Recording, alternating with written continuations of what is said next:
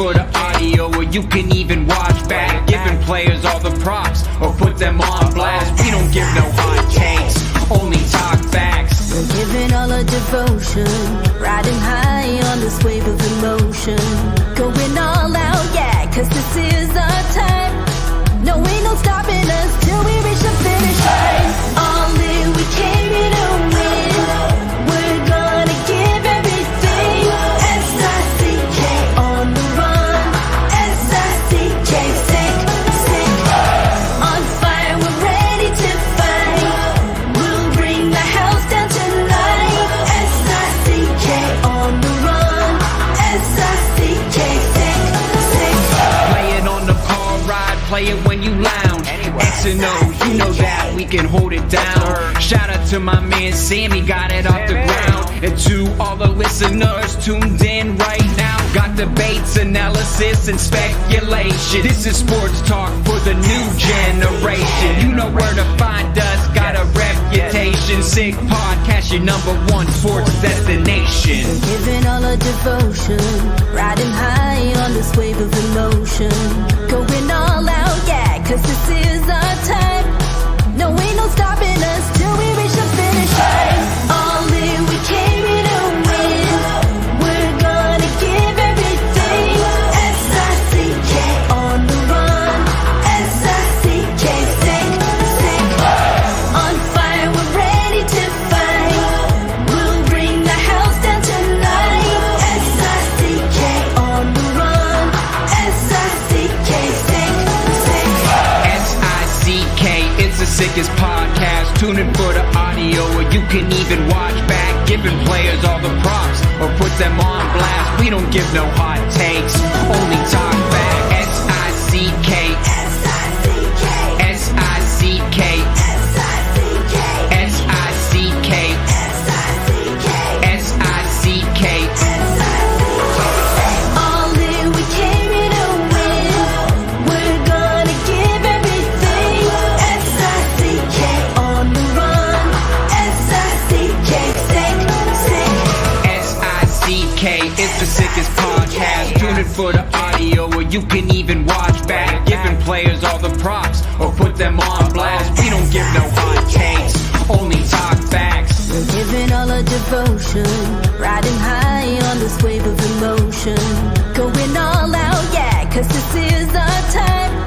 No, ain't no stopping us till we reach the finish line. All in, we came here to win. We're gonna give everything. S-I-C-K on the run. S-I-C-K, sick, sick. On fire, we're ready to fight. We'll bring the house down tonight. S-I-C-K on the run. S-I-C-K, sick, sick. Play it on the car ride, play it when you lounge. X and O's, you know that we can hold it down. Shout out to my man Sammy, got it off the ground. And to all the listeners tuned in right now, got debates, analysis, and speculation. This is sports talk for the new generation. You know where to find us, got a reputation. Sick podcast, your #1 sports destination. Giving all our devotion, riding high on this wave of emotion. Going all out, yeah, cause this is our time. No, ain't no stopping us till we reach the finish line. All in, we came here to win. We're gonna give everything. S-I-C-K on the run. S-I-C-K, sick, sick. On fire, we're ready to fight. We'll bring the house down tonight. S-I-C-K on the run. S-I-C-K, sick, sick. S-I-C-K, it's the sickest podcast. Tune in for the audio, or you can even watch back. Giving players all the props, or put them on blast. We don't give no hot takes, only talk back. S-I-C-K, S-I-C-K, S-I-C-K, S-I-C-K, S-I-C-K. S-I-C-K.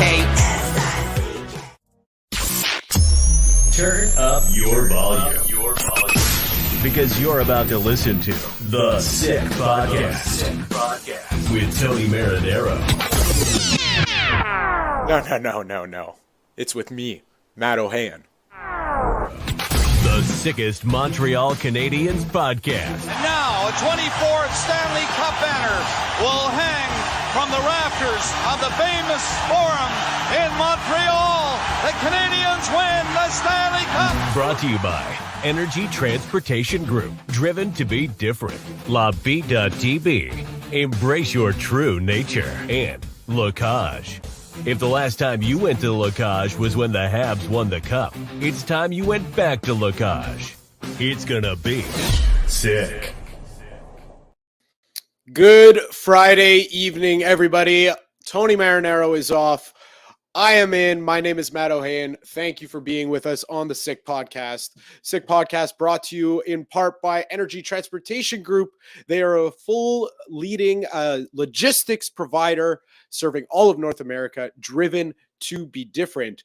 Also brought to you by La Bittt à Tibi. Brewed in Quebec and a winner of a dozen international awards, La Bittt à Tibi offers quality microbrewery beers made with premium ingredients for everyone's taste. La Bittt à Tibi. Embrace your true nature. And of course, by Locage. If the last time you went to Locage was when the Habs won the Cup, then it's time you go back to Locage because the menu will surprise you. It is a pretty busy weekend in Montreal when it comes to sports. It was a pretty busy week when it came to the Canadiens, but I just want to start things off with a little quick story because Tony is off tonight because he's usually off on Friday nights, but he spent the night at the Bell Center for an event that just wrapped up. It was Friday Night SmackDown, WWE, of course, as a big weekend in the WWE. We have Elimination Chamber tomorrow night also at the Bell Center. Sami Zayn, Montreal boy, who Tony had on earlier in the week, maybe even last week on the podcast. So go check that episode out to fire. And the reason why I bring that up is because Agnello, Sammy, and I were talking just before we went on air, and Sammy was talking to the crowd. I of course couldn't listen, and they were saying that the crowd was going nuts, and that Sammy was crying the ring. And it's funny because I saw Sami Zayn's debut in Montreal, which made me a little jealous that Tony got to talk to him. So basically what happened was it was a couple of years ago. I want to say it was about 8 years ago. And John Cena came out for his U.S. Open Challenge where he would just allow anyone to come down that ramp and challenge him for the U.S. title. Sami Zayn, actually Bret Hart comes out his first time in Montreal, or showing himself in front of a Montreal crowd since the Montreal Screwjob back in 1997. Then he introduces Sami Zayn. And when I tell you guys, I've been to a lot of Habs games in my day. I've been to a lot of concerts at the Bell Center in my day. I'm not exaggerating when I say that was the loudest I had ever heard the Bell Center pop for an event like that. I mean, it was just nuts. Sammy, he tore his shoulder on his entrance because he swung his arm to get the crowd pumped up, and he used to do that, tore his shoulder, and still competed in about a 20-minute match with John Cena. It was just an incredible, incredible moment. One guy, anyways, enough about that. One guy who has been in the Bell Center a bunch of times and has heard it very, very loud is Mr. Stu Cowan of the Montreal Gazette, a regular Friday contributor on the Sick Podcast. Stu, how we doing? I'm doing well. How are you? I'm doing just fine. Were you a wrestling guy growing up? You know what? When I was a kid, I remember, I'll date myself here. I remember my mom taking me to the Forum, and I remember it was Gilles the Fish Poisson. And it was like Tarzan the Boot Tyler. And I remember people throwing fish into the ring when Gilles the Fish Poisson came into the ring. But I haven't followed wrestling in, 40 years maybe. But I do remember going as a kid, and I remember being at the Forum, and it was kind of cool. Yeah, well, that's something I find about wrestling, because I went, WWE was here for one of their house off-air shows not too long ago, and I was in the crowd, and there's just something about wrestling, because you said, you haven't followed it for years. I haven't followed it, I followed it off and on, but not religiously like some people, and, it's just something when you're there and in the crowd. It pulls that child out of you, you're going nuts in there. You're freaking out over things that, it's not real. I mean, it's performance, and you're just freaking out along with the rest of the crowd. So hopefully tomorrow's show When I was Go a ahead, kid, go ahead. they hadn't come out and admitted that it was fake back then yet. So it was sort of Well, that's right. it was, Yeah. the foreign objects and the Hollywood blondes, and I remember that it was pretty big. I remember it was on TV every Saturday morning also. So yeah, I remember as a kid it was a lot of fun. Yeah, so that's at the Bell Center tomorrow night. If you could, if you're going, leave a comment below. Let us know. That'd be pretty interesting to hear from you if you're excited or not. All right, so Canadiens. Since the last time I spoke on this podcast, crazy things have happened. I mean, they went 3-1 in 4 games. You know, I never thought I would say at this point in the season, especially with the manpower that's down, that the Canadiens would win 3 in a row, but they did it. I was in the building on Tuesday.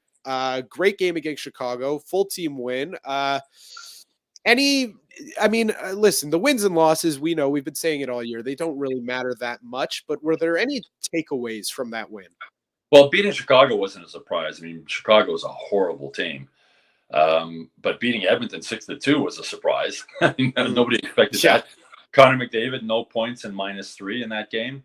But it just shows you that, sometimes effort can beat talent. And that was a perfect example.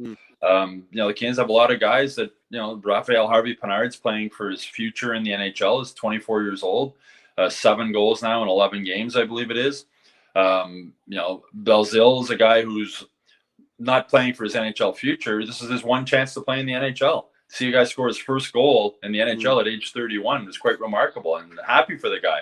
So it's a bunch of guys that are working hard. And as I've said before, I believe on this show, is players don't tank. Management can try and tank by putting an inferior roster on the ice, but players are going to give you everything they have. I mean, Raphael, as I said, Harvey-Pinard is playing for his future. Other guys are playing for another contract. They're either playing because they want to stay in Montreal, or they're playing because they hope another team will pick them up. You look at all the assists Jonathan Drouin has picked up. He had a tough night last night. He finished -3, but Dadonov's played well recently. Josh Anderson's played well recently. Jake Allen played very well recently. So, as I said, players don't tank. Management can try and put an inferior product on the ice that they won't win. We see that with Chicago. And Chicago will be even worse after the trade deadline if they are able to trade Patrick Kane and other guys. But for the Canadiens, and it just shows you, the main takeaway I have from that is just the impact Marty St. Louis had on this team. The guys want to play for him. They respect him. They like him. They like the system he plays. I was speaking with Jonathan Drouin a couple of days ago, and he says, the offensive players on this team are lucky to have the freedom that Marty St. Louis gives them to play with. They have offensive freedom. He doesn't want guys being tied so tightly to a system that they're afraid to show their skills. And that's good it works for a player like Drouin. It works. We've seen what Kirby Dach has done. You go back to the video the Canadiens did on draft day when they made the trade for Kirby Dach, and Kent Hughes was on the phone with Kirby Dach back in Chicago, wherever he was in the summer. And he said to him, "You're going to love playing for our coach." And that's what we've seen. And Kirby Dach has loved playing for Marty St. Louis. Marty St. Louis has brought him along really well, having him on the wing with Caulfield and Suzuki. Now moving him into center. He seems to be comfortable in that role, and he's moving forward. So the team is buying what Marty St. Louis is selling, and that's the number one job of an NHL coach or a coach in any pro sports league today. So you touched on a couple points that I had written down. So that's already a good thing because, we're on the same page tonight, which is great. I want to start back with that game that you mentioned against Edmonton, because I believe it was that game. If not, it was against the Islanders. A video that the Habs tweeted out post-game, the players coming in, they're jumping around, they're excited. I mean, man, like, this team knows where they are in the standings. They could say, "Oh, we don't, we take it one game." They know what's going on. They're not blind to that fact. I mean, that's got to be a credit to Marty St. Louis. Just, they're coming in, they're however many points out of a playoff spot. It doesn't really matter because they're bottom 10 in the league. And you see them coming into the locker room. They're jumping around. They're excited. They're happy to be there. They just beat Edmonton, or it was New York. Either way, what does that just say about this team and how they look going forward under this coaching group? It's not only Marty St. Louis. I think it's Kent Hughes also. He's building a team where so many of these guys are 21, 22, 23 years old. They're all the future of this team is all in that age group. and they're coming up together. They're friends. They're friends on the ice. They're friends off the ice. It's a fun locker room to be in. Kovacevic and Jacki, before he got hurt, you see them sitting together in the locker room, overhearing some of their conversations. They're buddies. They're fun. They have a lot of fun. David Savard's sort of like a father figure in there to a lot of the guys.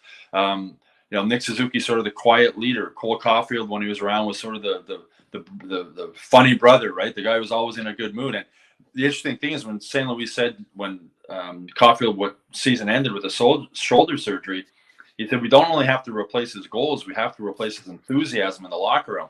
And I think Harvey Pinard has helped do both of those things with the scoring. And he's living his dream right now, getting a chance to play for the Canadiens. And Alex Belzila is also on, speaking with Nick Suzuki after a couple of games ago after the game. And he was saying that those two guys have really provided a spark in the room. Now, you're a guy like Nick Suzuki, first round pick, or Kirby Dach, third overall pick. And, your road to the NHL was a lot easier than what it's been for Raphael Harvey-Pinard as a seventh-round pick, or Alex Belzila, who was never drafted, 31-year-old, as I mentioned, scoring his first goal. I think guys look at them and maybe realize just how lucky they are to be in the situation they are. And Marty St. Louis had a great quote after a recent game. He said, for some players, the door to the NHL opens if you're a first-round pick. For other guys, you got to climb through the window. And those are two guys who have had to climb through the window to get their chance in the NHL. But it's a team that they just seem to – that age group thing again reminds me of the Edmonton Oilers and the old boys on the bus. They were all around. I'm not saying this team is going to be like the Edmonton Oilers and become a dynasty, but yeah, it's that mentality that you bring these guys. They're all young. They're all either single or they have girlfriends. Or they're all in the same age. They have the same interests. They're all sort of experiencing life in the NHL for the first time, or maybe their first or second year. There was that great quote from Arbor Jacki when he was sitting on the plane with Goulet, the Habs private charter. And threw a few F-bombs in there. But he said, we're sitting on a freaking private jet eating steak. You're like, how is this real? Now, this is a kid who was working at Costco in Hamilton a couple of years ago. So there's a lot like they're fun to be around. And, I have a son who's 22. He's the same age as a lot of these players. And you can just sort of see the bond that these guys are having. And they're really having a good time. They're living a dream. They realize that some of them realize they're living a dream. Kovacevic, here's a guy who was claimed on waivers. I think he had played 4 games in the NHL before this season. And with Marty St. Louis, they're leading them. It's a key. And Marty St. Louis, when he took this job, one of the things he said is, I can relate to every single player in the locker room because I've been in every one of their shoes. I wasn't drafted. I was placed on waivers. I wasn't claimed. I was sent to the minors. I was a fourth liner. I was a third liner. I was a first liner. He's done everything. So he can relate to what all these guys are going through. And I think, the players really, really respect him. Pierre Gervais, in the book he wrote recently, the former equipment manager, said, there's a lot of talk that maybe Dominic Ducharme had lost the room. He said he never lost the room because he never had the room. He never really, as Dominic Ducharme was a qualified coach. He won in the Quebec Junior League. He won with Team Canada at the World Juniors. But he just didn't have that instant respect when he walked into the room like Marty St. Louis did. And he didn't have the communication skills that Marty St. Louis had, like not even close. And that is so important in today in any pro sports with coaches. You got to be able to communicate with the players. You got to get them, when you sit a guy, you got to let him know why he's being sit. You just got to deal with people well. And he does that. Marty St. Louis does that really well. He deals with the media well also. So his communication skills are fantastic. He has instant credibility as a Hall of Fame player. He has concepts. He doesn't like the word systems, but he has concepts that the players like. There's a lot of offense involved. We're seeing Kirby Dach, and others benefiting from that system. I mean, Cole Caulfield, look what Cole Caulfield did, since Marty St. Louis took over. So the future looks bright for this team moving forward. There's a lot of young prospects with the team now. There's a lot more young prospects that are going to be coming up. They're having fun. Marty St. Louis' concepts and systems, they're having fun playing it. It's going to take a little while. It's going to take a couple more years. But they don't give up and they play hard. And at this point in the rebuild, that's all really a coach can ask for, is the guys go out and give everything they have every game. And we've seen that for the most part in the vast majority of the games this season with the Canadiens. So this is where I'm interested in, because we keep mentioning all the young guys that are coming up. A lot of guys are playing for their lives, such as Raphael Harvey-Pinard, who's been doing a fantastic job of that. My question is, and we're both very lucky that this is not our job. I mean, the pay of it would be nice if Ken keeps his job, but I digress. Anyways, my question is, once not even fully healthy, let's look next year. They got to start climbing out of this hole eventually. Yeah. And I would imagine that's going to start to happen next year. They got to get more talent in the lineup. Yet, all these young guys are proving that they could play. Where's the adjustment period? Like who's going to, I'm not asking for a prediction, but it's like, who's going to be there next year? Like who of these guys are like, yeah, this guy, I want him on the team, because it kind of looks like every other night, of the young players, at least I'm talking about, you could say to yourself, yeah, I want this guy on my team, but there's just not enough space for this. Well, the real battle is going to be on defense. I mean, that 3-game winning streak, you look at the players that they're missing. They're missing Goulet, they're missing Edmondson. That's 2 of their top defensemen. You're missing Slavkovsky, you're missing Caulfield, you're missing Jake Evans, you're missing Sean Monahan, you're missing the end of the press box where the injured players sit. I mean, they're running out of chairs there for these guys to sit in. So like Raphael Harvey-Pinard, if he continues to play the way he has, I think he's going to earn a spot on the team next season. It's not going to be on the first line with Suzuki and Caulfield, or like now it's Suzuki and Anderson. But he's shown that, his nickname in Laval was Lavaliger, and he plays a very similar style to Brendan Gallagher. He's not afraid to go to the dirty areas. He can score when he gets an opportunity. He works his butt off every time he's on the ice. What an opportunity for him, not just to get called up to the Canadiens, but to play on the number 1 line. Like that doesn't happen, right? A guy gets called up from Laval, usually they play on the 4th line. Even if you're an offensive guy, you don't get on the first line. But with so many injuries, he's made the most of his opportunity. Then you look at a guy like Belzile, he's not in the Canadiens' future plans. I mean, as I said, this is his moment right now to play for the Canadiens right now with all the injuries. So there wasn't so many injuries, he'd be back in Laval, he'd be captain of the team.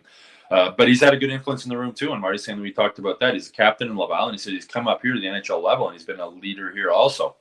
So there's going to be, and we don't know who's going to be here next year also, because Drouin is going to be gone, Dadonov is going to be gone, Monahan probably going to be gone. There's going to be a lot of salary cap money available to Kent Hughes, however he wants to spend it in the off season, whether it's going out and signing free agents, whether it's making trades to bring in players with salary. So it's really going to be interesting. I mean, on defense is really going to be interesting because you're going to have more prospects coming up. And what he does in the offseason. So it's hard to say right now who will be having a job next season when training camp starts and who won't. I mean, the obvious ones, Suzuki's going to be there, Caulfield, obviously, yeah, of course. Jordan Harris and Caden Gooley and those guys. But there's going to be spots open, and it'll be interesting to see how the Canadiens fill it, whether it's by bringing in free agents, as I mentioned, whether it's making trades for other players, or whether it's bringing up other prospects. But basically, all the prospects they've had in Laval have had a chance to play this season for the Canadiens already. So it's given Kent Hughes and Jeff Gordon, if they didn't know all the guys when they first came into this job, they certainly know them pretty well right now. Oh, yeah. Well, they're getting to know everyone quite well. And I mean, even towards, from last night, we see Justin Barron go down with an injury, and, hopefully it's not too bad, but all signs are pointing towards him missing some time. Yeah. So, at this point, like, it's just what happens next is my question. I mean, you've basically seen it. We've all seen it all this season. Yeah. Who's the next guy up? I mean, what happens next at this point? They're going to call up. We'll find out what's going to happen with Barron. It looked awkward the way he went into the boards. I mean, one of Mark Bergevin's lines he like to use all the time is you can never have too many defensemen, and that's very true. But I think what happens next right now for the Canadiens and their fans is just the March 3rd trade deadline. I mean, in a way, I feel bad for Kent Hughes because, Sean Monahan, they were hoping maybe get a first-round pick for him. Joel Edmondson, maybe a first or a second or a good prospect. Right now, it looks like you're going to get nothing for them. I mean, Monahan skated yesterday and took part in the morning skate in a non-contact jersey. He hasn't played for 30 games. Joel Edmondson, it seems to be a chronic back problem. Like, how much is the team going to give up for a defenseman whose back could go out at him on any time, it seems? I wonder why the Canadiens allowed Monahan to play so long while he was wearing a cast on his foot and taking it off and playing games and putting the cast back on. Jonathan Drouin, I don't know if there's much of a market out there for him. Dadonov, what are you going to get for Dadonov? You're not going to get much if you can move him at all. So whatever plans Hughes thought or whatever he thought he might get for this trade deadline, it doesn't look like he's going to get much. I can't see how they get another first round pick from the situation they're in now. Unless there's not that many games left before the March 3rd trade deadline, and Monahan and Edmondson are damaged goods at this point. And the Canadiens went very secretive about what's going on with Monahan, what the injury is. Originally, it certainly seemed like it was a broken foot because he was wearing the cast, and he said the injury was a result of taking a shot. So I'm not a doctor, but it sounds like he broke his foot. And then you wonder if by playing on the foot for so long, did he aggravate something else? Did he aggravate his hips? He's had surgery on both of his hips. With Edmondson, like I said, it's a chronic back issue. So that's the March 3rd trade deadline. After that, we'll have a better idea of moving forward, who might or might not be here next year. But Jonathan Drouin, I can't. He's not going to be back here next year. Dadonov's not going to be back here next year. And can they move Hoffman at the trade deadline? The other one I wonder about is if they're going to move Jake Allen, because he doesn't figure into he has a new 2-year contract that kicks in next year, but he doesn't figure into the Canadiens' plans 3-4 years down the road when this rebuild, hopefully for the Canadiens, will be reached its peak, that they're ready to compete again for the playoffs. And if there's a team that's desperate for a goalie or isn't confident in the number one goal they have right now going into the playoffs, maybe they'll overpay for Jake Allen. And at some point, you're going to have to find out what Caden Primo can do in the NHL. So, like, going into next season, you just go with Primo and Montembeault and let them sort of split the games and see how that goes. But we'll find out. We'll know answers to a lot more of those questions after March 3rd. Well, so March 3rd is going to be interesting because you mentioned two players that were mentioned by the insiders on TSN a couple days ago, if not yesterday, and it's Jonathan Drouin and Evgeny Dadonov, because everyone knew heading into of course, if everyone was healthy and all things being equal, they're still here at this point. Edmondson and Monahan are the guys. Those were the marquee blue chip guys that, from the Canadiens at least, that they had to offer. Now, with the injuries, who knows, like you said, but what's interesting is that last night, I think I saw it was Pierre LeBrun talking about two of those guys in Dadonov and Drouin. And he said, I'm not so sure about Drouin, but Dadonov could be a good fallback for a lot of teams that might strike out, and they might circle back to the Canadiens on the 11th hour. Now, obviously, he's not going to fetch a first-round pick, but I mean, I think we could see it's kind of going, I hate to say it this way, but it really is this way. It's like, either I feel like the Canadiens are going to make, between now and March 3rd, maybe 5 trades, or they're just going to stand pat. And, people are going to criticize Kent Hughes. It's probably going to be the first time he faces criticism. But at the end of it all, like, what can he do at this point? There's really not much. I mean, for Drouin and Dadonov right now, he'd take whatever you can get for him. I mean, they have they don't figure into their plans moving forward. They're both unrestricted free agents after the season, veteran guys, whatever you could get for them right now, I think you'd take. The thing with Dadonov, he's taken some criticism this year, but from watching him, his effort's been there. Like, he works hard. Yeah. It's just like he's just lost that little bit of a step, and the game's just become a little bit too quick for him, and he's not the player that he was before, or the offensive player that he was before anywhere, but his effort level's been there. And Jonathan Drouin, the effort level's always been a big question mark for him, but when he has played this season, his effort level's been as high as I've seen it with the Canadiens. He's been so unfortunate with injuries. He doesn't have a goal. He's had some chances. He ranks 3rd on the team in assists, though. I think he's at 17 assists now. But again, like, if a team is going to take those guys, I think it's a case of giving the Canadiens basically nothing, and also asking the Canadiens to eat a good chunk of whatever is left on their salaries. So we should see if either of those guys move before the deadline. And again, I think Kent Hughes at this point would take whatever he could get for either of those guys. Yeah, and I speaking in prior weeks, with different guests, including yourself, I've always mentioned the name of Mike Hoffman. I think he gets a lot of unwarranted hate in this market, and a lot of it is exactly, he came as advertised. He is who he is. That's who he is. He's not a great defensive player. He makes some bonehead decisions at times where you go, "What is he thinking?" But man, can he rip the puck? When he gets that's it. We've seen him rip it many times this season, especially since he's been playing up in the lineup with all the injuries. So that's where my question leads, is like, you would think like some scout that is watching the Canadiens, because I always see you tweeting out the list of scouts that are at the game. They're watching this guy and they say, okay, our team has boatloads of talent. We could use one more finisher. I or could on the see power that play. happening. I mean, the way he shoots the puck on the power play, Marty St. Louis had a good quote about Hoffman the other day. He said the puck, basically, paraphrase, but he said the puck shouldn't be on Mike Hoffman's stick for very long. It's basically when the puck gets to him, he should be shooting it. Like, he shouldn't be the guy carrying it around and making it look plays. But St. Louis said he's also got to get himself into position, an open position, or find open ice to get that shot off. But he's a guy, he's a finisher. I mean, you don't want him carrying the puck into the zone. When he does, I mean, he makes some passes, you go, what is he doing? But he's the guy who should not be carrying the puck. He should be in the offensive zone looking for an open spot. And when he gets it, he can rip it. I mean, he's got a heck of a shot. So that might be intriguing to other teams, but he's still got term left in his contract. So, again, what are they going to be willing to give up? And the big bargaining chips that Hughes had were Edmondson and Monahan. And the injuries have just, have changed everything as far as that scenario goes leading up to March 3rd. So we spoke about off the top about that video that popped up with the post game after Canadiens win. Everyone's so cheerful, happy go lucky, even though they're losing. My question is to you, as someone who's in and around the locker room.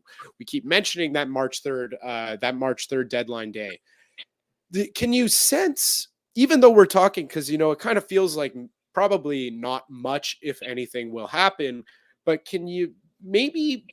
do you get the sense that maybe some deadline day anxiety is creeping up in the locker room? Oh, without a doubt. I mean, speaking with Jonathan Drouin after the game the other night, and he said, I have no control over it. He said it's a little different situation for him now because he became a dad a year ago. This is the first time he's got his girlfriend and his kid to think about too, and moving everything. Whereas if you're a single guy, it's not so much of a deal. Hoffman had a good quote, I think it was yesterday, when he said, you have Thanksgiving, you have Christmas, and you have the trade deadline. They're coming. Anything's possible. You might be on the move, and it's in the back of their minds, without a doubt. I mean, anybody, you're talking about uprooting your family and going to another place, and it's part of the job that these guys do. And players will say, like, when they get traded to a new team, it's actually pretty easy for them. They go into a new locker room, they have 20 friends right away, 20 new friends, probably some guys they know. It's harder on the wives and the kids. They get, if they are going to move to a new city for the end of the season, they're losing their friends with the other wives on the teams here. Their kids might be friends with the other kids, and you're uprooting everything and going somewhere else. So it's harder on the families than it is on the players. And as I said, Drouin mentioned that when I spoke with him the other day, that his girlfriend, is probably more concerned about what's going to happen, maybe his parents too, then like he's just sort of going with the flow and realizes it might happen, it might not happen. But yeah, I mean, any guy who says it's not in the back of their mind or they're not thinking about it at all, I don't think is being honest, because if you're in this, and I was in a situation where you didn't know where you were going to be living or working 3 weeks from now, of course you're thinking about it. And when you go home, you're talking about it with your wife or your kids or your family or your friends about what might happen. But it's part of the job, and I guess as time goes on, these guys get used to it. Yeah, but I feel like it is something that, like, you can't really get used to it, especially because, like you said, it's like if you're a single guy, no big deal. You probably don't even have a house in the city that you're playing in. You just rented a place, and you get shipped off. Okay, no big deal. Yeah, but like, it's kind of, I feel like it's one of those things you just don't get used to.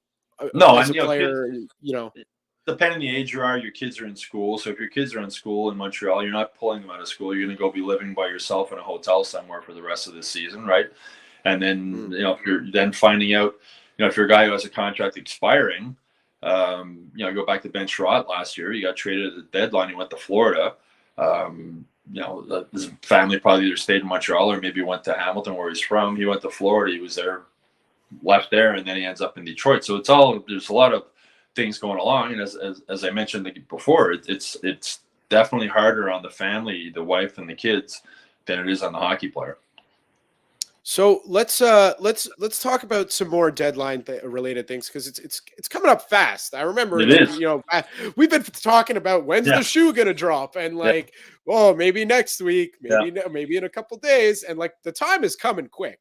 Well, it was February 14th last year, I believe, where Tyler Toffoli was traded. That was the first sort of big move that Hughes right did. there.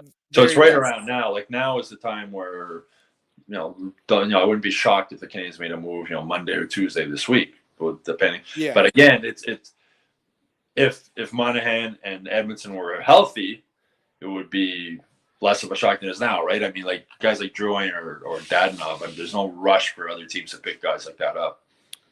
So and one of the reasons they traded Sherratt before the deadline last season earlier and Toffoli is the injury factor too, right? You're seeing guys in the league now being held out, healthy scratches because they're going to be traded. They don't want them to get hurt.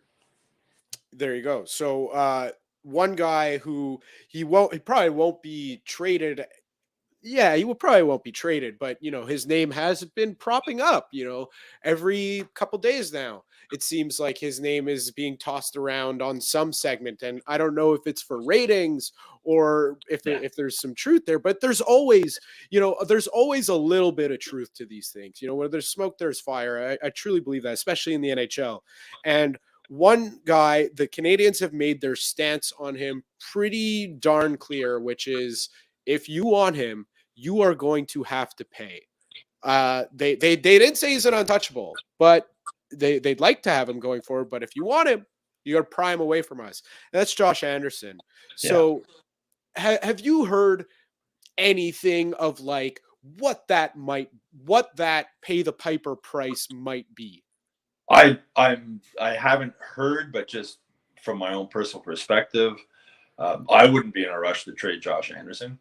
Guys like him are hard to find, and moving forward, you have Cole Caulfield's not a big guy. You have Sean Farrell coming up, who's not a big guy. You have Hudson, the defenseman, to be kind of not a big guy. You need some size still in today's NHL.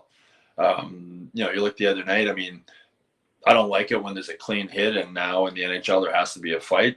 But Nick Suzuki got rocked the other night, and Josh Anderson came and dropped the gloves and fought him, and you saw Suzuki skate over the penalty box and thank him afterwards.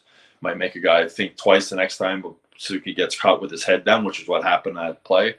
But Anderson's just a guy. There's not a lot of guys around the NHL like that. Big guys who can skate like him, drive to the net hard. So, like, what would it take for Kent Hughes? I'm thinking it would be a first round pick and a prospect. I would think to let him go. As I said, I wouldn't be in a rush to trade Josh Anderson. The other thing you got to factor in is that he loves playing for the Canadiens. His dad was a huge Canadiens fan. He was thrilled when he ended up playing here. He likes being here. He's liked by his teammates. He's liked in the room. And it goes back to what we were talking about before about these guys sort of being like brothers almost and coming up together. And he's sort of like a little bit of an older brother. And the big brother who, your little brother gets bullied in the schoolyard, he's going to come to your defense type of thing. So I think for Kent Hughes, it would take something like a first-round pick and plus, I would think, for him to listen and think about moving Josh Anderson, because players like that there's not a lot of big forwards who can go up and down like he does in today's NHL. There just aren't. Yeah, I feel like that would be one that's like, because he signed for quite a bit of term, remaining on his contract. And off the top of my head, I don't know how old he is, but 1994. He's 29. He's 20. He's 28, turning 29 in May. With that, I mean, the only way I could see it happening is if, like, by coming up to deadline, if they have made this determination, or even next year, if things don't go well, they just say, you know what, he's going to lose a step eventually while he's on this contract. Let's ship him off while he still has a lot of value and he has some juice left in him, and some team is going to pay. That's what I can see happening. And they don't. I mean, as you say, he's under contract. He's got, I think it's 4 more years or 3 or 4 more years left on the deal. So Kent Hughes doesn't have to be in a rush. He doesn't have to trade him this year. The offer is, if he doesn't get an offer that blows him away this year, you can trade him next year. You trade him in the summer when other teams have more salary cap available to them. So for Kent Hughes, I'd just be sitting back and listening. And unless it's an offer, I'm telling, if you're the other GM and you're calling me, I'm going, I don't want to trade him, but make me an offer I can't refuse if you really want him that bad. That would be my approach if I was Kent Hughes dealing with Josh Anderson. And again, I don't think you can overemphasize we've heard for so many years guys who don't want to play in Montreal for whatever reasons. Here's a guy who wants to play in Montreal. And I think you have to factor that in. And especially when you're bringing young guys in here, to have a veteran who type player who's telling you why it's great to play in Montreal instead of why it sucks to play in Montreal, right? And I think that's important. Yeah, I feel like it is too, because, like, it's not even I find one thing that never comes up with Anderson, because I think we could say, he hasn't lived up to his contract. That's just what it is. Because all the time we're talking, oh my God, Josh Anderson, fully healthy, he could score 30 goals. Well, we haven't seen that. Yeah. So, but the one thing you never hear about Josh Anderson is like the media pressure, that it's such a hot button topic here. It never gets to him. It never really phases him. And that's something that I feel like it goes unnoticed about him. And he's very comfortable dealing with the media. It doesn't bother him. He doesn't hide in the background. He's always very friendly dealing with us, or at least with me anyway. He's always friendly dealing with us, answers questions, isn't bothered by it. And a lot of guys are in Montreal. A lot of guys don't want to talk. I mean, Shea Weber hated talking to the media. Like, he would, it was hard to get an interview with him. But for Anderson likes playing here, and I think you have to factor that in. But again, I mean, if Ken Hughes is a smart guy, and if somebody makes him an offer that he can't refuse, he'll trade him. But again, he doesn't have to be in any kind of a rush at all, especially at this stage of the Canadiens rebuild, which is early, year one of the full start to this rebuild. Yeah. He doesn't have to be in a rush to do anything, Ken Hughes, and take his time. I mean, in a rush to trade Sean Monahan? Yes, because unrestricted free agent at the end of the season. Maybe in a rush to trade Joel Edmondson because of that back. I mean, that back thing is really a concern. He missed the start of last season, missed the start of this season, came back and played. The Canadiens first said it was a lower body injury, then it was an upper body injury. So, put two and two together, it's probably a middle body injury, and it's his back again. So no, Ken Hughes, he doesn't have to be in a rush to do anything. I think he knows that. He's a smart guy, and I think he'll just sit back with Josh Anderson and say, I'm not looking to trade him. If you want to make me a deal I offer I can't refuse, I'll listen. Yeah.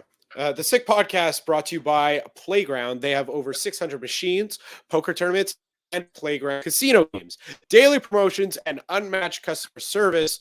Why go anywhere else? Located just over the Mercier Bridge, only minutes from downtown Montreal. Also, the Sick Podcast with Tony Marinaro's Tascam equipment is supplied by Ericsson Audio, the choice of musicians, engineers, and broadcast professionals such as myself and Tony Marinaro.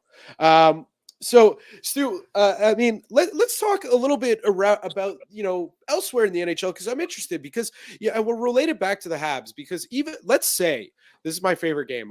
My friends know this about me. I just love what ifs. I love the what if game. I hate it. But let's say, for argument's sake, Monahan is healthy. Edmondson is healthy.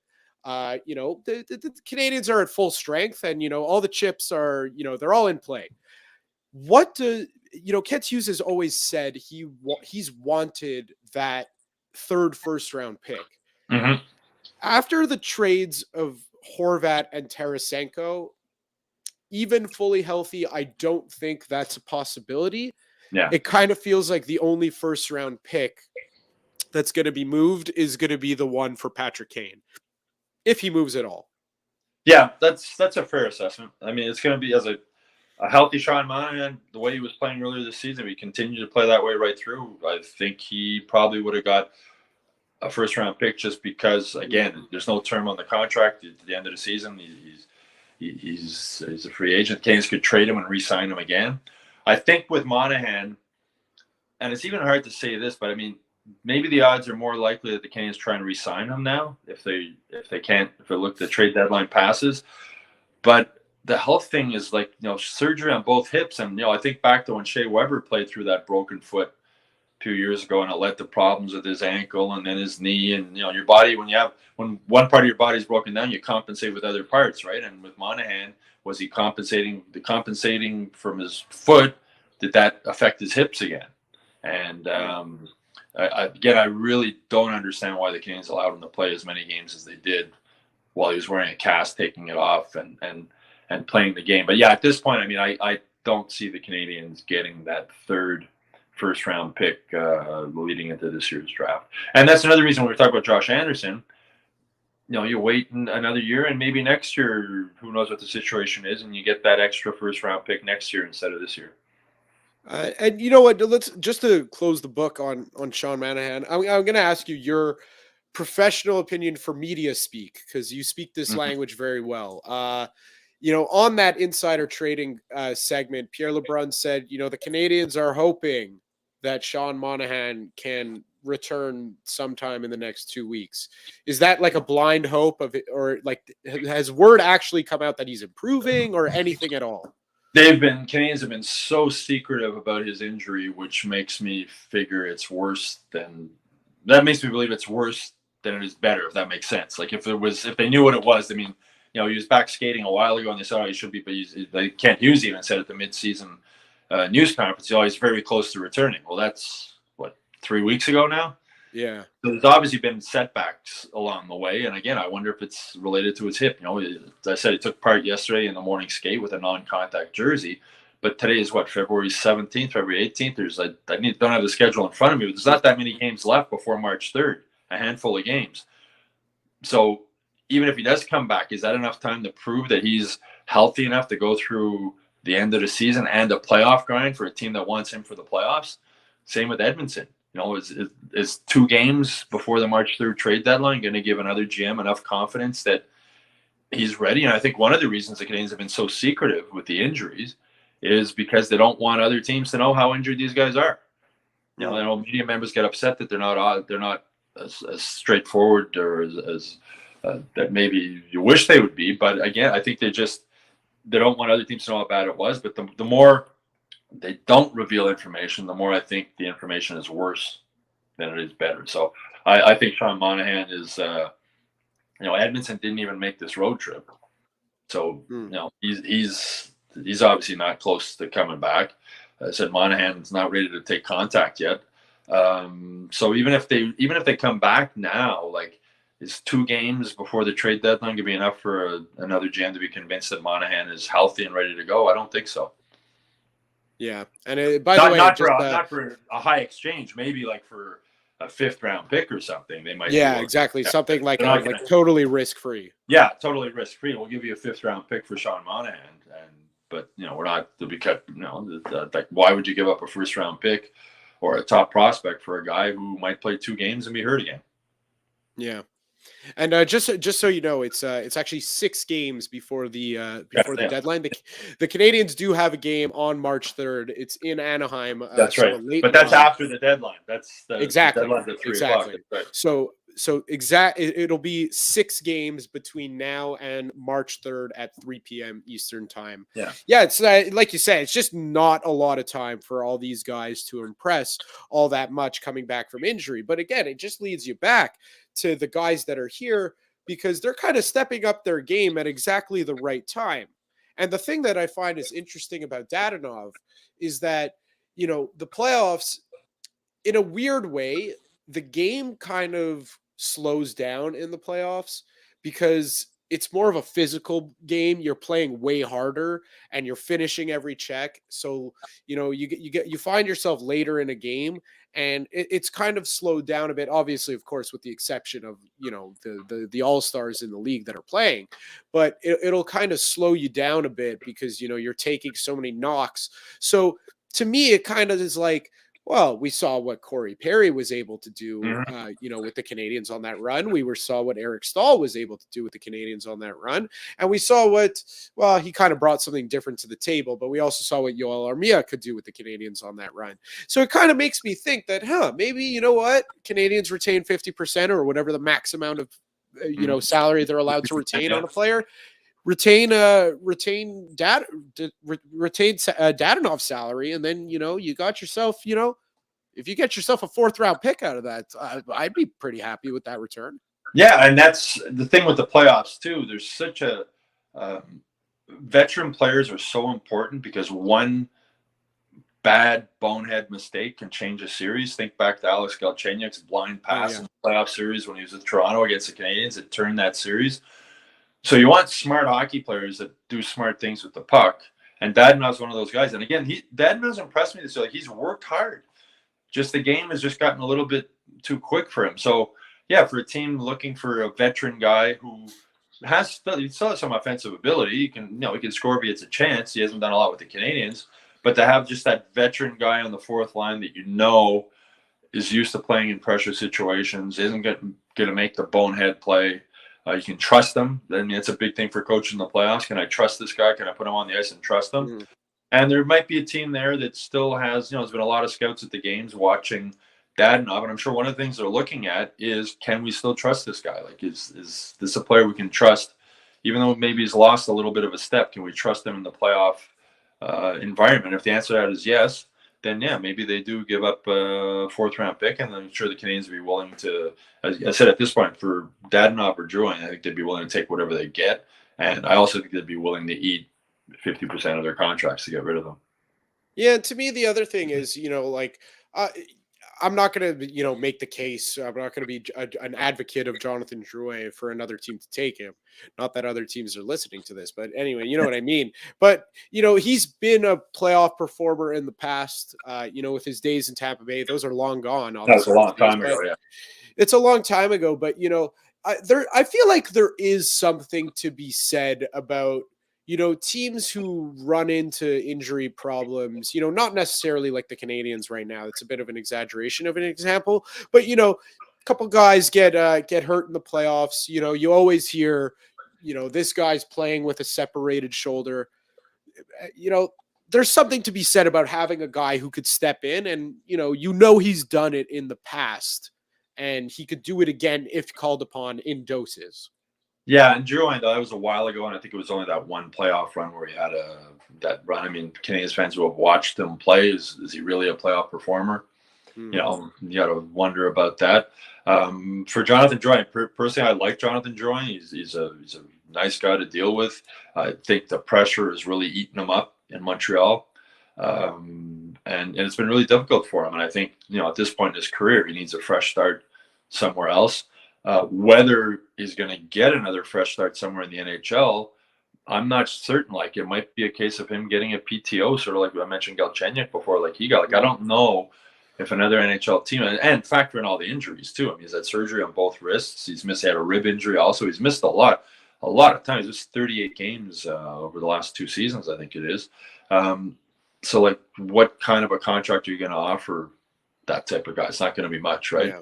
But for Jonathan Drouin, I mean, as personally, like, I'd like to see him get another chance somewhere else in a fresh start, and I'd like to see him do well, because I just think it's a case of coming into Montreal.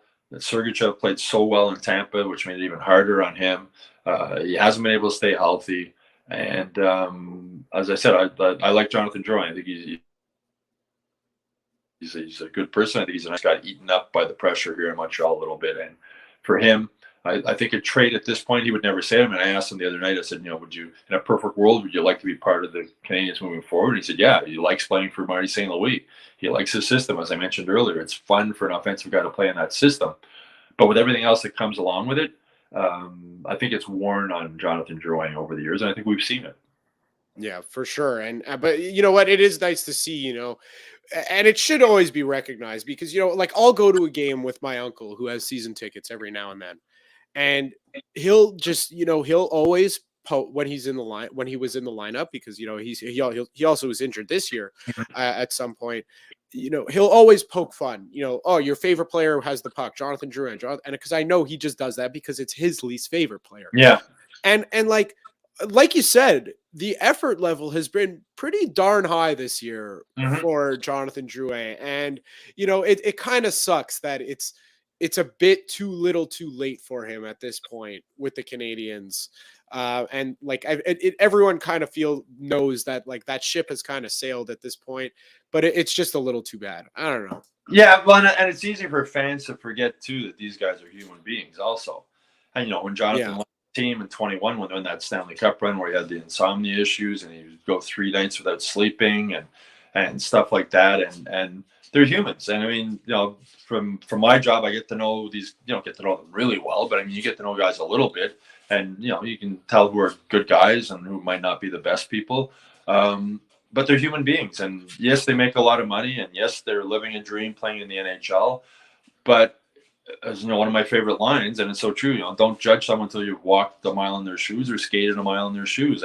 And the pressure of playing hockey for the Montreal Canadiens, not just on the ice, but off the ice. Like, these guys can't go anywhere around the town without getting recognized. They can't go for a quiet dinner with their wife. They can't, I remember when my kids were in elementary school, Eric Cole, Brian Gianta's kids were in the same school. And, at the beginning of the school year, there was, the principals basically had to send out a message like, leave these guys alone in the schoolyard. Just treat them like another parent. Don't be asking them for autographs. Don't be hounding them. Yeah. They're kids. Imagine your kid comes out from school every day, and all they want to do is see their dad, and their dad's surrounded by all these people having a side, so it's living in Montreal in the fishbowl of Montreal. I mean, Carey Price years ago saying that he didn't even like going to do groceries now. He didn't like, it was too much. Just became too much for him. And that goes back to what I was talking about earlier with Josh Anderson. Josh Anderson seems to handle that fine. It doesn't seem to bother him at all. And, Cole Caulfield and Nick Suzuki have both seem to enjoy being in the limelight. Jack Guy's the same way. They're young, though. Things might change as time moves on. Jonathan Drouin probably liked it when he first got here, too. But, a lot of people have said, Montreal is the best place in the world to play when things are going well, and the worst place to play when things aren't going well. Yeah, it's funny. It's just that just made me think. That story of Gianta and Eric Cole and their kids. It just made me think of a story I heard from someone I know. He told me this about how he was once in LA, and he was this is a number of years ago, but he was in LA and he ran into. Saw it just walking down Venice Beach. Just saw like Anze Kopitar, Drew Doughty, and I can't remember who the third guy was, but it's like 3 stars of the LA Kings. They had won their 2 Stanley Cups at that point. Walking down the street, and no one's around them. And he from Montreal, of course, you recognize them. So he went up to them. Hey, how are you guys? I'm a big hockey fan. Nice to see you. Nice to meet you. And he goes, he said to them, like, do people like ever, you're in the middle of Venice Beach right now. Like, do people ever recognize? They go, that's the best thing. We live in LA, and we're like the 3rd sports team that people think. Probably people now 4th or 5th. Yeah. With the people Chargers recognize LeBron James and the Rams there. People recognize LeBron James there. Well, I can even in Nashville, I was in Nashville New Year's Day with the Canadiens. It was a day off, and I'm walking down Broadway Street, and walking towards me is Joel Edmondson and Josh Anderson, wearing cowboy hats. They're both 6'3" or whatever. They're tall, good-looking guys walking down the street, strutting down, and nobody knew who they were. Nobody. I'm walking towards them, and I sort of nodded to them, and they just nobody knew who they were. And then later that afternoon, I went into Tootsie's, the famous Tootsie's bar, to grab a beer, and I walked in there, and there was 6 or 7 of the Canadians sitting in there, and nobody knew who they were.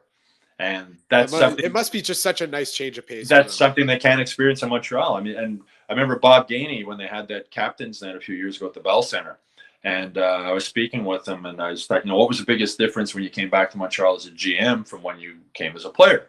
And he said, I realized I was sort of like, where do you guys go out after the games? Like, what bars do you go to? And then I realized they don't go out. And then he said, like, I didn't realize, do they not go out because they don't want to go out? Or don't go out because they can't go out. And they don't go out because they can't go out. I mean, I remember my younger days when I was single, I'd be down on Bishop or Crescent Street, and that's back when Gainey was playing and Chelios was playing and Swoboda, and you'd see them in the bars all the time. Like, it's rare you went out on a Friday or a Saturday night, especially after a game on Saturday night. Lyle Odeline would be in the bars, Muller, you'd see them all the time, and nobody really thought anything about it. Somebody might ask for a picture or an autograph, but everybody didn't have a camera in their pocket, right, and a cell phone. And that changed everything for these guys. These guys are, I was seeing, Chris Chelios was drunk in a bar and Shane Corson drunk in a bar and all these guys, and nobody thought twice. But today that would be posted, it'd be all over social media. If they start losing a couple of games, they're losing because these guys were in the bar last night and they were drunk and so it's difficult because they can't go anywhere really without being recognized. And some guys handle that well. It amazes me how well Suzuki and Caulfield handle that for as young as they are. Cole Caulfield is amazing. Every interaction I've seen him with fans of whatever age, he's been fantastic with them. Nick Suzuki the same way. But not everybody can deal with that the same. You know, and I remember talking with Jason York, and he had played in Anaheim, and he was telling me we were in Anaheim. He was with Sportsnet, I think, at the time, and I was saying to him, you know, what it was like playing here, and he said it's fantastic. He says you get the best of both worlds. He says if I call up like the nicest restaurant, and they say, "Oh, I'm sorry, we're full," and you go, "Oh, well, it's Jason York with the Anaheim Ducks," and "Oh, no problem, Mr. York, we'll get a table for you and your wife. Don't worry about it." Or at a golf course you want to get on, and then you go to that restaurant with your wife and you sit down and nobody knows who you are except the owner. Yeah, that's it. So exactly. So you know, and then as York would say, he said, "I take my family to the beach on the weekend," and nobody knew who we were. And it's a different world. At Montreal, it's a different world. You know, it's sort of, you know, it's like being Derek Jeter with the Yankees, or as I mentioned, LeBron James in LA, or in Montreal, it's like the fourth line guy in Montreal gets noticed. You know, the equipment trainer, the equipment guy writes a book that everybody's talking about. You know, most other cities, nobody even knows who the equipment trainer is. And if he did write a book, nobody would care. So it's a different world that these guys live in Montreal. We just quickly, we got to do two things. Because we're talking trades before. We were talking first round picks and where those might go. Well, the St. Louis Blues acquired a first round pick and a third round pick and a 2024 second round pick, as well as two forwards, Mikhail Abramov and Adam Gaudette from the Toronto Maple Leafs, in exchange for Ryan O'Reilly and Achari. So that's a big move for the Toronto Maple Leafs. Wow, that's just a lot of talk. What? Well, there you go. I mean, like, well, the Canadiens got the Toronto Maple Leafs tomorrow night. I doubt Ryan O'Reilly would be in the lineup, but hey, crazier things have happened. You know, I've seen football players, you know, start well, I saw Baker Mayfield start the very next day at quarterback for the LA Rams. But O'Reilly, Ryan O'Reilly. That's a big move for Toronto. That's the exact type of player the Maple Leafs need. Like, that's a guy the Maple Leafs need. They don't have that guy. They're a team, when the going gets tough, you know, they don't get going. And, you know, it's the fact that, you know, the series against the Canadiens, and, you know, the Canadiens beat the Leafs here at the Bell Center a little while ago with basically the Laval Rocket on the ice. So O'Reilly, boy, that's a good move for them. A guy who's won a Stanley Cup, a guy who's tough, a guy who's he brings exactly, in my opinion, something that the Leafs really, really need. That's a good trade for them. Yeah, it's a very good move. So you'd have to think he'll fit in on the third line on that team. Of course, you know, barring injury. But it's funny because, you know, I'm watching Overdrive after I get home from work yesterday, and they're saying on it like the Leafs need a top six winger. I go, you got 5 out of the 6 positions filled out. Like, I think you got, because they're talking about Patrick Kane, of course. And I'm like, I think you got other needs than a top 6 winger. They need some grit. I think they need grit, and they just got a lot of it. Yeah, so big move by the Maple Leafs to, wow, just really, literally almost at the 11th hour of the night. So we'll end off with this. Sammy and Yellow. We don't got a lot of time left, so just pop up a couple questions, and we'll do our best to answer them. So I love this question. Will the Habs beat the Leafs tomorrow? Honestly, what is going to make you say no at this point? I mean, they shouldn't. I mean, you know, but who thought they were going to beat the Oilers? I mean, that's, you know, as I say, there's no such thing as a safe bet, right? I mean, the Leafs should pound them, but the Oilers should have pounded them too, and they did. And the Hurricanes should have pounded them, and they did. So, you know, the Leafs should win tomorrow night, but crazier things have happened. There's just this thing about Montreal and Toronto, like, we're such a thorn in their side. You know, as much as, like, especially with the Canadiens, you know, whether they're in the playoffs, out of the playoffs, they always manage to just be a thorn in the side of the Maple Leafs, Maple Leaf fans. It's great. It's a great thing. As a Montreal, and Saturday night hockey night in Canada. I mean, you were talking about Bill Zill and Harvey Pinard and those guys earlier. Like, how pumped up are they going to be Saturday night hockey night in Canada, Toronto? So. There you go. Just a couple more here before we end things off. Hey guys, Stu, do you think Pierre-Luc Dubois will become a Hab through trade or free agency? I think there's, 50-50 chance, I would say, maybe at this point. There's got to be interest, There's got to be There's interest. I'm No sure. doubt. I mean, there's no doubt that especially with Jonathan Drouin leaving. I mean, it's important for the Canadiens to have Francophone players on the team. We saw what happened 2 years ago, I guess, when they played their first game ever without having a French Canadian on the team. And remember, the French media went nuts here. It was. Yeah.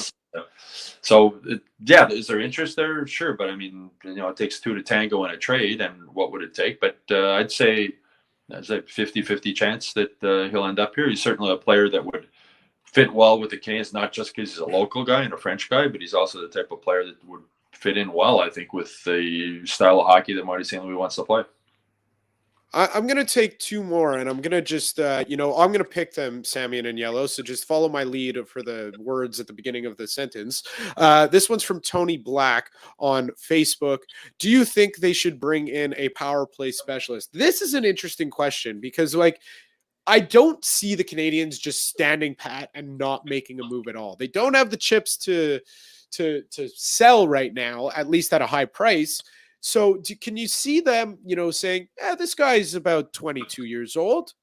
We got a lot of young prospects in the pool. They're not going to all be on the team. They could bring it. I don't know who that young specialist would be, that elusive specialist that they've needed for God knows how many years. But, I could see a situation where it's not outside of the realm of possibility where the Canadiens are mini buyers. I would definitely, if I was Kent Hughes, that would be near the top of my priority list going into the offseason. There's no salary cap on coaches, right? Canadiens have a lot of money. They're one of the richest teams in the NHL. So to me, that's a no-brainer. Get somebody whose only focus is to work on the power play. And that's a guy doesn't have to be behind the bench and probably shouldn't be behind the bench maybe, but should be talking down with the earpiece down to the guys on. But that would be a priority for me if I was Kent Hughes, because that power play has just been dreadful for so long. And, I think they need to have somebody whose basically sole job or sole focus is, they have a guy now who's only on analytics. They have a skills coach they brought in. They brought in a lot of other people. And I think now why not bring in a power play specialist? So last one, a little bit of a typo in this question. This one's from Gordon A. Mitchie on Facebook as well. But I got the gist of it. Is Gouli close to coming back? He was skating a few days ago, very gingerly. I'm trying to remember what the timeline was when he got hurt. I think it was 8 weeks, if I'm not mistaken. So there's a chance we'd see him back before the end of the season. But there's absolutely no reason to rush him back. I mean, the way the Canadiens are going, there's no reason. I mean, first of all, losses help them more than wins. I was talking before. Exactly. Players don't tank, but management can tank. One way management can tank is by holding out their best young defensemen and telling them, take the rest of the season off. Yeah. But there's this possibility he would maybe want to come back. I would think he'd want to come back to at least play one game or maybe 2 games before the end of the season, just to go into the summer feeling better. Like, okay, my knee's at a point where I can play, and the Canadiens I can see the Canadiens allowing him to do that, just to, as again, like I said, just to head into the summer with a better feeling that, okay, my knee's back to the point where I can play hockey again, and it's not going to be in the back of his mind all summer. How's it going to feel the first game I play? How's it going to feel the first game I play? But again, no reason whatsoever to rush him. But I wouldn't be shocked if we see him play maybe a game. Final week of the season, a game or 2. Well, there you go, Stu. Hour flew by. Thank you very much for joining me on this Friday evening. Not as cold as it was 2 weeks ago, but still chilly out there. So stay warm, and we'll talk to you soon. All right, take care. Have a good night. That was Stu Cowan of the Montreal Gazette. I am Matt Ohayon of the Sick Podcast, and that is your Friday evening edition. Thank you so much for tuning in. If you haven't already, please subscribe to us on YouTube, like us on Facebook, follow us on Twitter. Hey, if you don't listen live, that's no problem. Follow us on Spotify or on Apple Music. We're on all your podcast platforms. Just please, totally free, doesn't cost you anything. Just do it. It'll help us out. I make a little more money. That's the reason why I'm telling you to do it. Anyways, that's our Friday show. Happy birthday, Ethan Gordon. I'll see you next week. And that's a wrap. Hope you don't miss us too much until next time. Follow The Sick Podcast with Tony Marinaro on YouTube, Instagram, Facebook, Google Play, and Apple Podcasts. The Sick Podcast is brought to you by Energy Transportation Group, driven to be different. Tibi, embrace your true nature. And La Cage. If the last time you went to La Cage was when the Habs won the cup, it's time you went back to La Cage. The menu will surprise you.